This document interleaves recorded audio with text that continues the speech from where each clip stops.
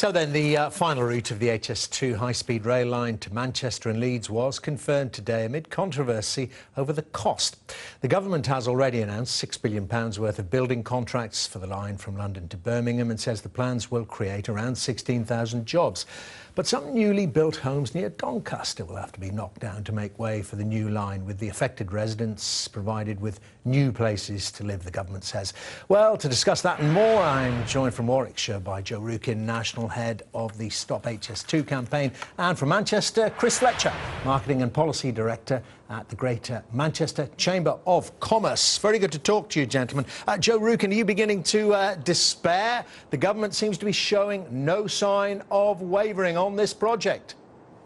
Well, it's absolute insanity, Dermot. You know, just yesterday, the man who quite literally wrote the book on railway costings, on producing accurate estimates for Britain's railway, said it's going to cost double what you're thinking, you know, £111 billion. And all the responses you get from the government is, it's happening. Chris Grayling this morning said it'll cost what it costs, which is not exactly a very sensible attitude or responsible thought process at a time where it's very, very clear that the country desperately needs money spending on far more important priorities.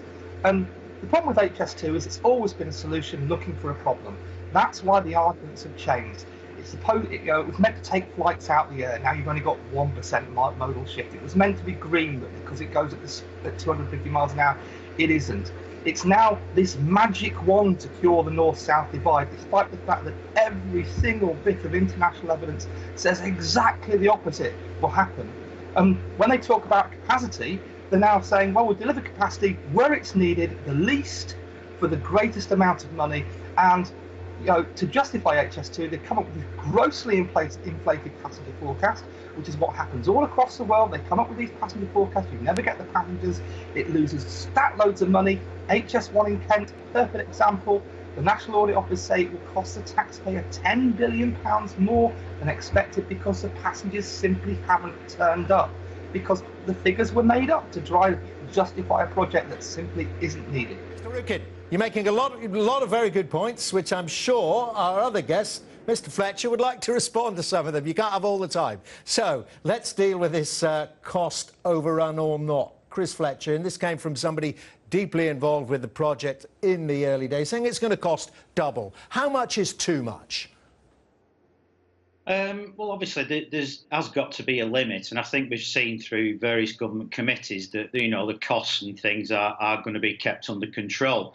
I heard David Higgins and I heard Andrew Adonis, the chair of the National Infrastructure Commission, on beforehand saying that these things are absolutely important. And of course, they are important. But I believe there is actually a greater cost to deal with here, and that's the cost to economic growth. And it's all very well for Mr. Rukin and you know, opponents of HS2 to say this isn't needed.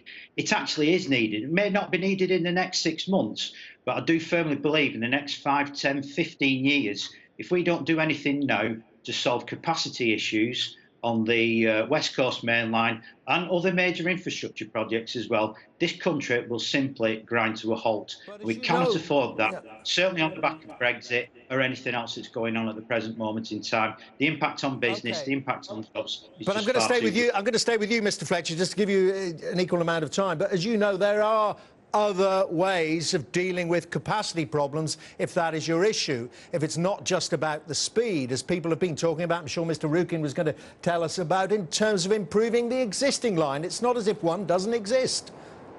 No, but what we suffer from in this country, and I'm not just talking about here about HS2 and the need behind it, but you look at what's happening with motorway improvements and a great number of other infrastructure projects, is we spend an awful lot of time just making them adequate for what you actually need now. There's very little thought given just to what you will need in 10, 15, 20 years' time. And all that will happen is, if you just make some short-term improvements now, yes, they can be done, but we'll have to come back in 5 years' time to do some more, and then in 10 years' time to do some more. Okay. And that will add up, and that will cost more in the long run and not give the immediate impact. This investment starts next year with the announcement today of £7 billion conference. So, Joe Rukin, I mean, a big strategic, a bold strategic move here from a government, a country that hasn't been great at long-term planning. Well, that's a brilliant point. I find it very hard to swallow accepting David Higgins as a paragon of virtue when it comes to costings, because he's the man who, when he was in charge of Network Rail, oversaw all those projects that have gone miles over budget and are now being cut back. You're looking at West Coast Mainline electrification, Midland Mainline, possibly even the Transpennine. And this is the thing, if you spend all this money on HS2, you're not going to get those other major infrastructure projects. But I'll tell you what, Chris is right. There has been no thought given at all to what's going to happen in the future. And the realistic point is, it is for a sustainable economy of the future. That does not rely on getting more and more people to commute greater and greater distances. It relies on actually creating jobs where people really live now. And there's one way of doing that, and that is rolling out high-speed broadband across the country. That's what the economy of the future is going to depend on, and that would miles less than. Let me put that. Let me put something like that to Chris Fletcher. Imagine if the government says, right, the cost overruns, the projected cost overruns are too much. It's going to cost 70 or 80 billion. I don't know. Look, we'll give 10 billion to Greater Manchester to do all kinds of other things. In other words, is this the best way to spend this huge amount of money? I think it's a bit of a zero-sum game. You just don't put all your money into one project. There is a lot of investments already taking place now.